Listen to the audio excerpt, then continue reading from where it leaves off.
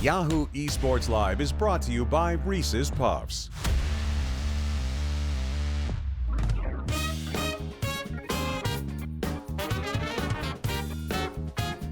Since this is the last week before Worlds, I decided it would be best if we spent this time analyzing the groups. You guys have probably heard enough pick'ems and predictions, so I'll skip that in favor of discussing some of the most important positions to look out for in each group and why I think they could be impactful. We're going to start with Group A, and I've got my eye on the mid laners, but not because they're the superstars of their team. Most of these guys have been struggling and are some of the potential weaknesses for their squads. Kuro had some abysmal team fights in the finals, Huhi has been a bit of a roller coaster this entire season, and Perkz is a step behind his spring form. Most of them are at their best out of lane, but if they have too many oops moments before then, it could cost them big. The other position I want to look at in this group is support, with many of the team's best players occupying that role. Afro, Mythy, Gorilla, Liquid, they're all strong in lane and roam around the map well. I feel like many of these games will be decided in the early game based off what they can accomplish. Set plays and roams are much more valuable at high-level play because there's less random action, and supports are going to be the most important players in that often. Group B was a little hard for me to pick because it felt like it had some of the largest differences in team play styles. I decided to go with my NA bias and went with top lane. Impact, Duke, Amazing J, and MMD are all very strong players for their team and make huge plays in team fights. All of us in NA want to see Impact perform on the world stage, and they'll have to prove it first in this group before hopefully moving on later in the tournament. Group C was a pretty easy one, as all three teams that we're expecting to get out of the group heavily rely on their jungler's influence to generate leads in the early game. Clearlove, Jankos, and Mount are all slightly different in their style as well, and I'm expecting to see that manifest itself in the draft phase the most. Bot lanes are also on my radar for this group, but it's really just about EDG and H2K. Deft and Mako impressed me the most out of any of the bot lanes I studied during Worlds because they play all the lanes well in terms of trading, positioning, warding, and the advantage they have over other strong bot lanes is that they also know when to accept being disadvantaged, whereas many other bot lanes don't like feeling weaker than their matchup. Watching them smash up versus Forgiven and H2K will be a treat. The D in Group D stands for duh, I'm looking at mid. Bjerg, Xiaohu, and Crown speaks for itself, and Senex will have his skills tested early against some of the best mids in the tournament. What I actually find more interesting in this group, however, is how the junglers will interact. I saw Ambition get abused by Scores Nidalee quite a few times, and that is one of Svenskerin's favorite champions' preferred playstyles. Additionally, MLXG makes insanely flashy plays, which separates him from some of the more controlled jungle styles in the group. The fact that jungle mid synergy is so important is also what makes these two positions so interesting for me in the group, because the mids will often need to back up their junglers as they go for these kinds of plays. So that's what I'm looking for in each group. While you're stewing on that analysis, we'll bring the mental engagement required out of you viewers down a little bit with some Travis Gafford when we come back.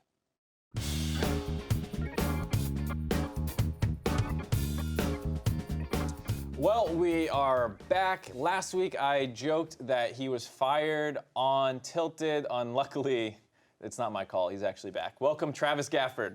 I've returned from the dead. Actually, I returned from Maui, which was fantastic, by the way. You should really try going there sometime. I've been there. The beaches are great. You to Maui. There's snorkeling. It was fantastic. My best friend got engaged. I'm now his best man. I can go on and on and on if you'd like me to. No, I really don't. What I'd like you to get onto is the reason you're here, which is you had a chance to talk to some Riot people. Yeah, so last week I sat down with some of the higher-ups at Riot and talked about some controversial stuff. I think it actually ended up really well, and I actually brought a clip, one of my favorite parts from that interview here. Oh, cool. Let's check it out. Maybe one of you guys can just jump in and give me a little bit of a breakdown for those that have not seen yet what it is that you guys announced today. You want to take it? Sure. So, I mean, today we put out a fairly lengthy letter to esports fans of League of Legends, trying to say a couple of things. I mean, first and foremost, we think that a lot of discussion has been happening around the world of League esports over the past couple months, and we think that one of the big takeaways we had was just there was a clear desire for more transparency and understanding into where League esports is headed. And so our letter today was meant to do a couple of things.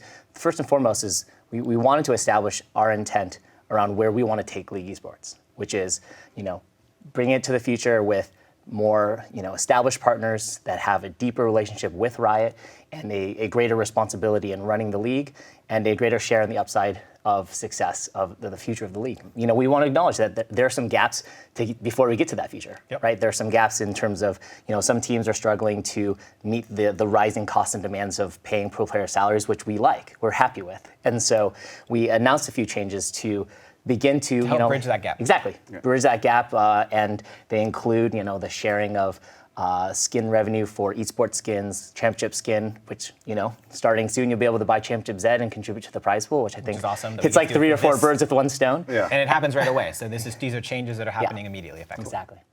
How much of this is in direct response to all these conversations, and then how much of this is somewhat new? So what I'd say is we listen to our community and we want to do right by our fans and by the teams and pros. This isn't a direct response to any one thing. As we mentioned in the post, we've been on this journey for a long time and we've been targeting getting to the status of being a premier global sport.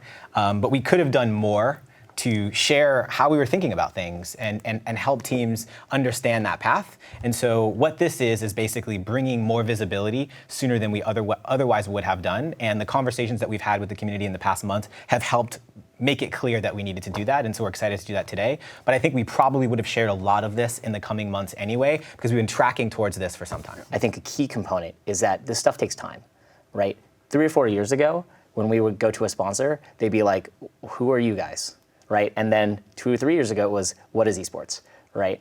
And over the past year, it takes a long time to educate some of the premium brands, some of these brands that are only used to investing in traditional sports, what esports is, what streaming is, and convincing them that this is a place that they want to be, and that League of Legends esports, which we believe is a premium sport product, is a place that they want to be. Yeah. And so it's just taken a lot of time to get there. We believe that we are a premier esport that should be considered alongside those other sports for your sponsorship dollars. Yeah. If we're wrong, we'll adapt because we know that we've got to continue to build out the ecosystem. We know that we've got to get more revenue into the scene, and the community is going to hold us accountable for that, and they should.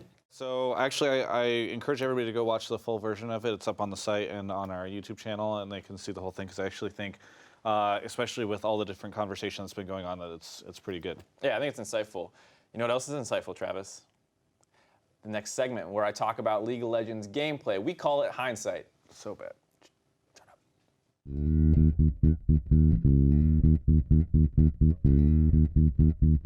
So it might be kind of hard to lock him down. He's also Vladimir.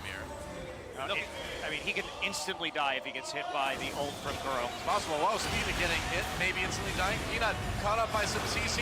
Here comes Gorilla to try to save his jungler. He can for the moment. Fly coming in though. Gets low, gets exhausted. Backs away. Score with the execute though. On to Peanut, and the fight continues. Score flashing into the Raptor pit, trying to live. He's going to get pursued by 3 members of the Rocks Tigers. Looks like they might be able to. With this episode being focused on prepping for Worlds, I wanted to look at a fight that I think illustrates the Korean playstyle pretty well.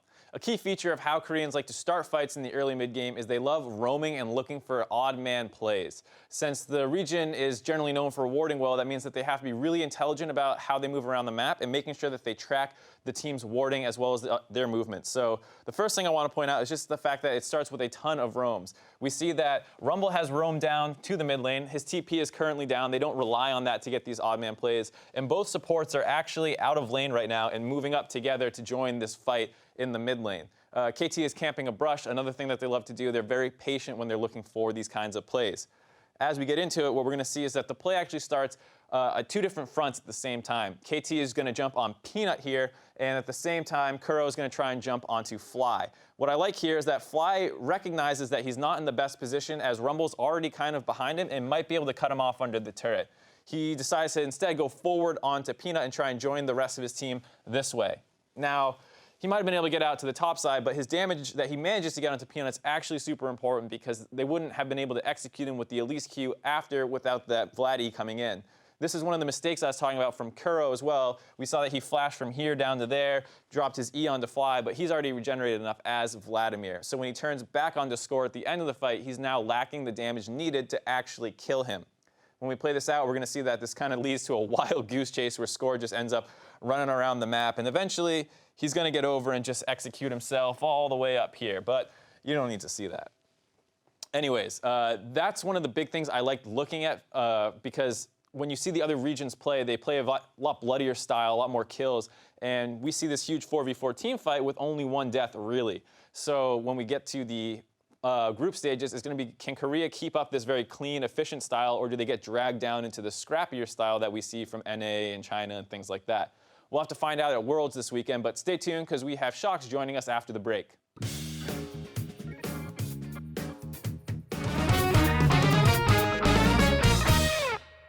You either love the chocolatey, peanut buttery deliciousness of Reese's Puff cereal, or you adopted a pet monkey who slaps you every time you try to eat them. Reese's Puffs. You either love them or you're wrong. We are from CSUF, Cal State Fullerton. We're here to support our boy Darshan. We got contacted by Julia over there, the social media specialist, to come out and support CLG. And we all came out. We loved the team and we wanted to support our big boy Darshan. Darshan!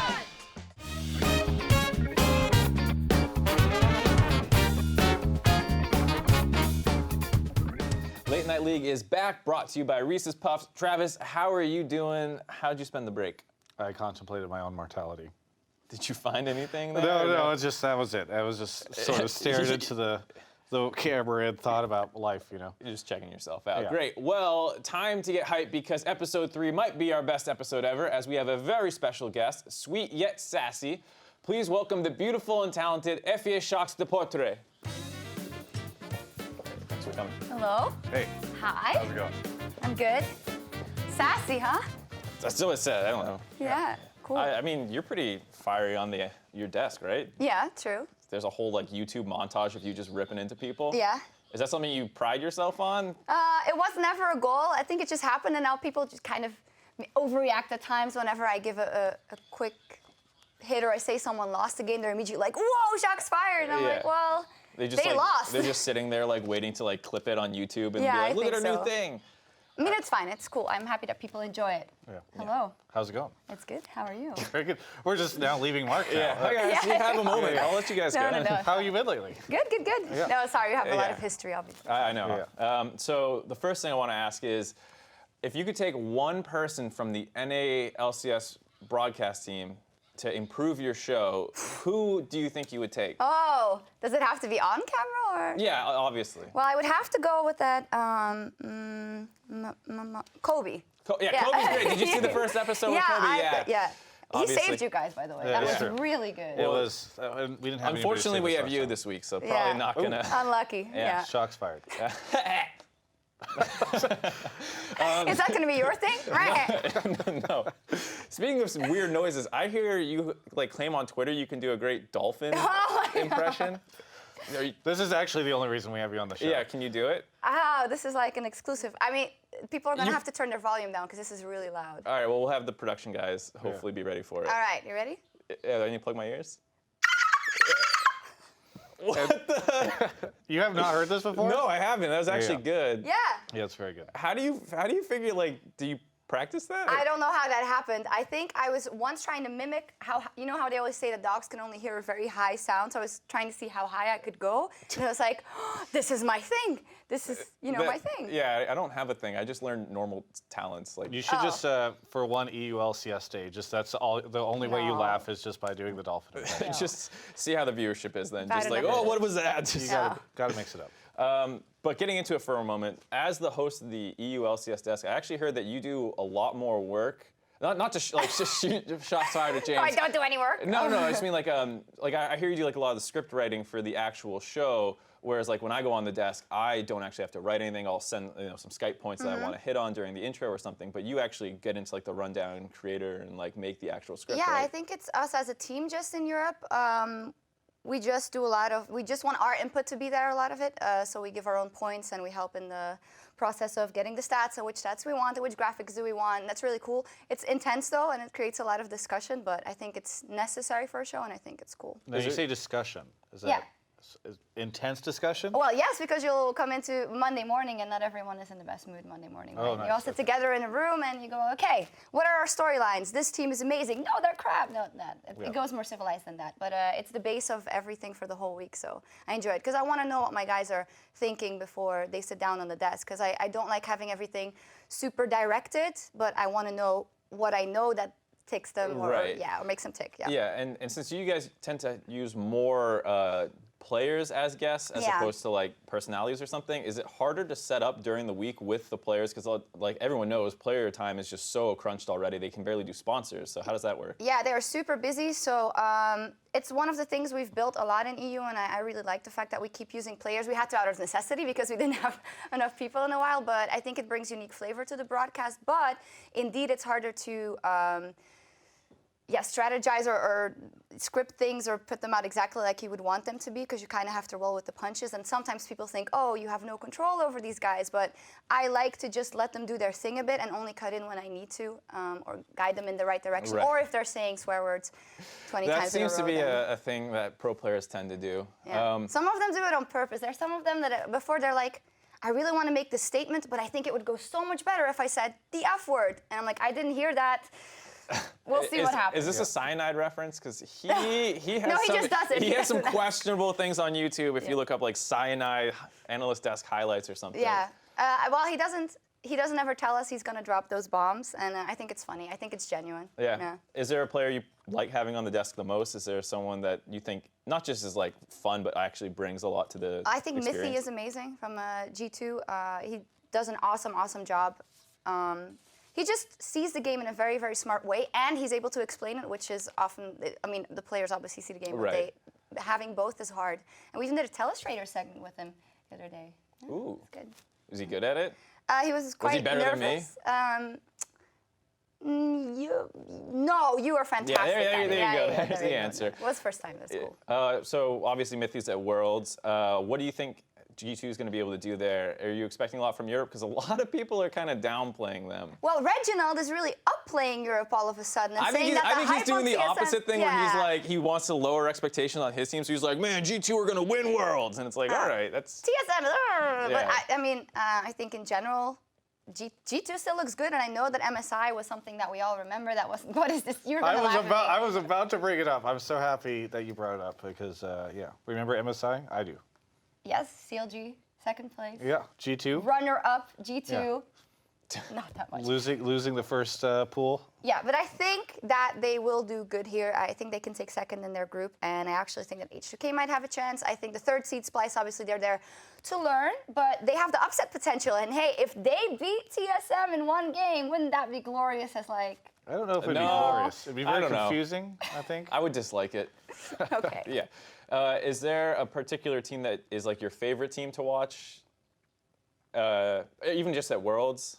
At Worlds? Well, I'm going to be watching the European teams, and I'm still very excited for CLG. And I'm very excited to see Samsung play because I think that story is amazing. Oh, the coming back through the regional qualifier. Yeah, exactly. And, obviously sad for KT and all that, but I think it's a great story. I don't know how much they could do, but they have core JJ on that team, so... Yeah, that was pretty crazy. They brought him back after playoffs to play in the regional qualifier. It was because Wraith was in for all the playoffs. Dignitas so strong at Worlds. They've got Splice there, former Dignitas, core JJ. Dignitas EU. Yeah, I think that story is really interesting, like the iMade, the Samsung, the Splice, the regional qualifiers, because, not that it's completely random, but those things can go either way, and it's so cool to see when a team, wins and how happy they are and how much they can do. Right, especially given that there was a big patch change where what might have been true, who were the best teams for most of the season might not. So that's why I think the regional qualifier was really great, because teams who didn't get enough championship points now get to prove they deserve to be there. Yeah, and now they get to practice on this patch for a longer amount of time as well, and we'll see. Yep. I believe in a lot of upsets. Sorry to cut you off. Yeah. That's usually what happens, is no one goes 0-6 or 6-0 usually. All right. 10. All right, cutting you off. New year. No bashing NA. We're in NA. Sjokz, this is my favorite part of the show because this is where we get to take a moment to look back at some of the career highlights. You've had a pretty lengthy career, and to be honest, there were a lot of good things to choose from. And your constant NA bashing, the Sjokz fired, obviously, that we mentioned, it was hard to pick one, but we came up with a couple, so let's roll the first one. Hey you guys, this is Sjokz with the Summoners Recap, your weekly League of Legends newscast, having all the necessary information concerning tournament updates, lineup changes, and Riot news. But first, starting off... Yeah. So do you want to explain what that is, Sjokz, for those that don't know? I think that must have been one of the very first things I ever did on camera because... Oh, that is such a throwback. Because I used to write only. I was behind the camera. I wrote for SK Gaming mostly and for ESVI at the time. And then someone at SK said, hey, do you want to do something on camera? And I said, "No, I've never done it, not really." So I gave it a try. So obviously, Summoner's Recap. Summoner's Recap, which was a show that 2012. 2012, which is right before Travis invited me onto his show. It was a pretty good show. Yeah. Yeah, I mean, it was a long time ago, but it's good to see it. I just laugh because it's such a throwback. yeah, and the pixelated, the webcam show thing. Yeah. That's why I like this. No webcam show, just great set. I'll come a obviously. long way. Yes. You too. I'm hanging in there. Yeah. It's been rough. Yeah, Travis has grown a beard, become grizzled. Yeah. Anyways, the next clip is a little bit different. Hopefully you'll enjoy this one. Okay. Yesterday I saw on Twitter Afro taking a selfie with the Sjokz. So I was wondering if I could take one with you as well. Yeah. Is it okay? Yeah, perfect. We will do that in just a second because I do feel like we have to head back to the guys. But thank you very much. We're gonna take that. Hey, we did it. I didn't.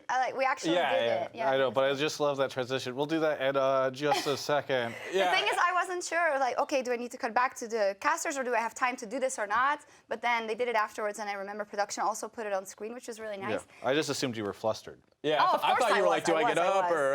Yeah, I was definitely flustered. But that MSI had a lot of great moments, and this is cool because I'm going to be doing a lot of interviews at Worlds now again as well, and it really takes a long time to kind of cultivate these relationships with these players because like the European ones I see every week, so it's much easier. But it's tricky and very interesting to do it with or have interviews with the players that I don't get to talk to that often, especially when there's a language barrier. So I was happy that there was kind of it was a fun moment and relaxing and this and that. Yeah, it's cool to be kind of known by like the whole league community versus just your region. So you get that kind of representation, which is awesome. You'll have it one day. Someday, thank you. Anyways, the last one is a bit of a career highlight. I'm not sure if it's the right thing to call it, but let's take a look. Do you have anything cool coming up soon? You already know what it is. I got this jar of mayonnaise. I'm gonna empty it to the bottom. Sounds like your life is. What are you gonna do with that? Is that like for your? Man, Is that for? right now. I love it so much. No, my God. Nick Allen just runs away. What's crazy is like I thought that was like a one-off joke thing, but you just legitimately love mayonnaise. I like mayonnaise. I mean, I don't know. It must be a very European or Belgian thing, but we have exquisite Belgian fries, even though they're called French fries, whatever. And a very good mayonnaise, and then we just have it a lot, and I like it. Okay, this is not something I do all the time, and the mayonnaise was on my desk for a while. But I think, I just wanted to shock Travis and Nick Allen. it's on your mind all the time. You tweeted about it recently, right? You saying North American. Oh, is this an intervention? Yeah, I think you have a mayonnaise problem. Yeah, because it was. Yeah, here we go on the screen. Yeah. You just assume that America, the country, just loves mayonnaise like you. And I mean, you guys have delicious food and delicious sauces and all that, and you get all kind of barbecue. Here you go, this and that, and I just want a mayo. And then the waitress looks at me and she's like, "As an extra?" I'm like, "Yes, to dip my fries in." Oh yeah, I guess that's not really an American thing. The mayo fries. Oh, it isn't? It's mostly ketchup and maybe some I other find sauce. it repulsive that Okay. Truffle mayonnaise they have or something like that. Some of the places. Santa Yeah, Monica's I on only there. mean the really fancy. A good aioli. Aioli, that's the word I was looking for, yeah. All right, now that we've done our best to embarrass you with some of those moments, I think it worked, but we want to move to a little game that we like to call the guess game.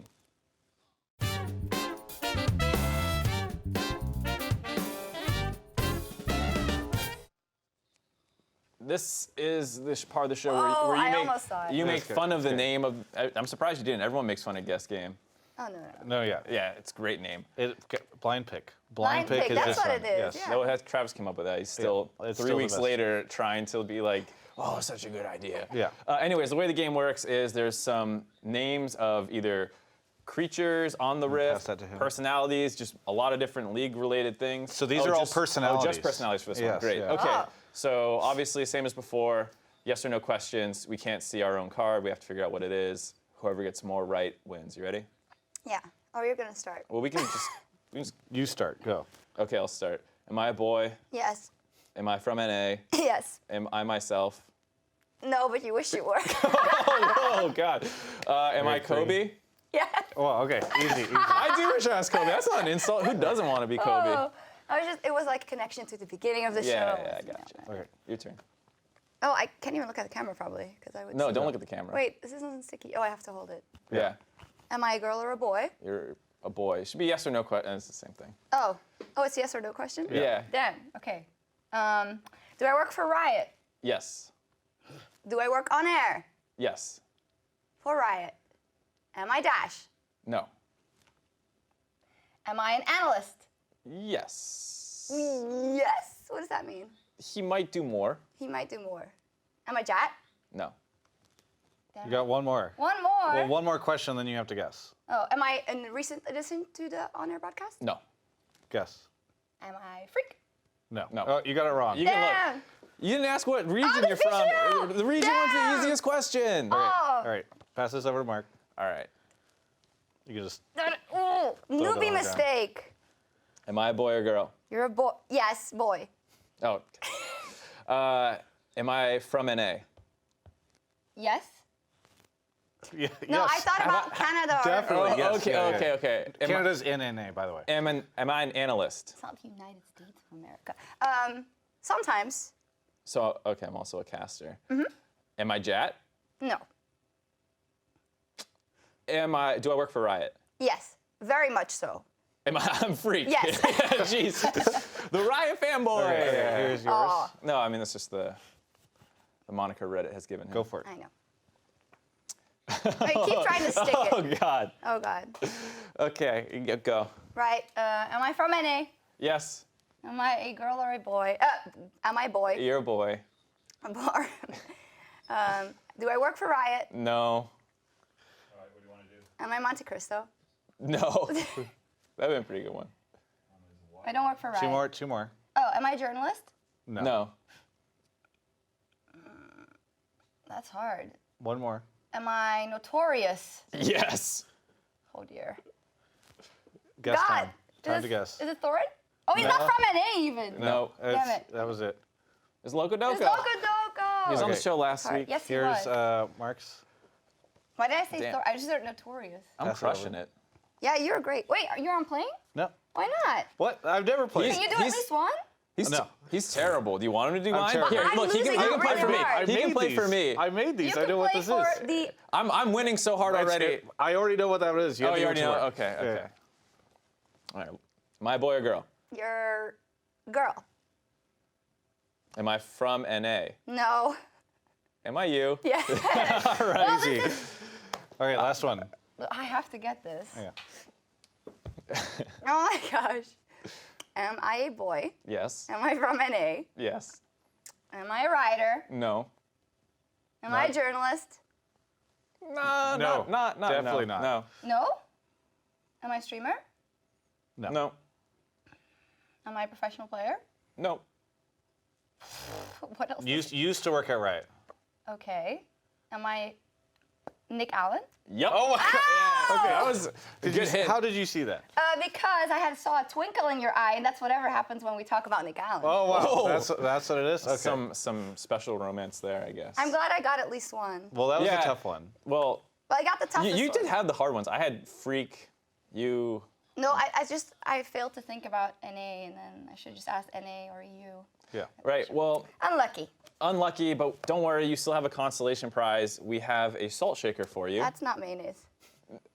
I don't want it. You don't want it? No. Okay, we'll get some mayonnaise. We almost got mayonnaise, and we decided to go with salt. Yeah. We've never had a guest reject the prize before. What are you talking about? Colby No one threw it has on the taken the prize. ground. In I all still of our have- time. I still have this under my desk. No one has taken You know, it. I have the exact same one at home. The broken one? Yes. What happened with I them? dropped it. All right, Sjokz. Thank you for joining us. It has been great having you here. It's a fun episode. I would like to trade you for Travis, but What? unfortunately, you live in Europe. Travis, thanks for being here. Oh, as always, I love it. You were here. It's It was a yes. great contribution. That sums it up for us on Late Night League. But remember that we're here every week at 3 p.m. Please tune in and watch Travis and I say and do stupid things. Don't forget, Travis will be leading our band of esports brothers through the blast zone coming up on Tilted. They'll be with you right after the break. The moment from true esports history will take us out. But from all of us here at Late Night League, have a good afternoon. The year was 2004. The place, Las Vegas, France.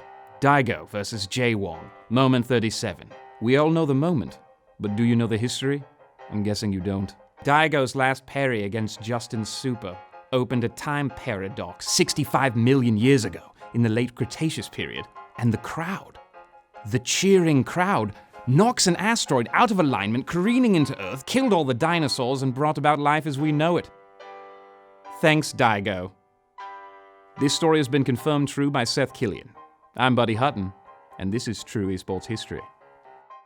Check out Yahoo Esports Live every Monday at 3 p.m. Pacific.